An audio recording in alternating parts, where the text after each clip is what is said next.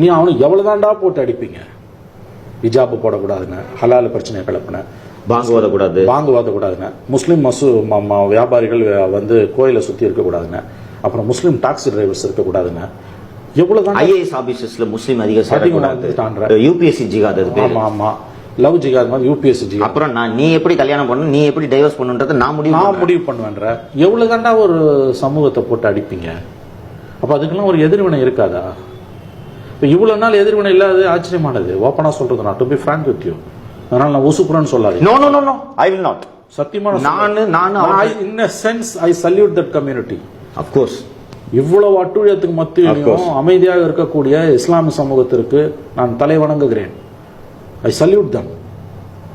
இவ்வளவு அமைதியா இந்த நாட்டோட அரசியல் சாசனத்துக்கு உட்பட்டு அவங்க நிக்கிறாங்க, போராட்டங்களை வந்து சட்டத்துக்கு உட்பட்டு தான் எடுக்கிறாங்க. ஐ சல்யூட் தம்.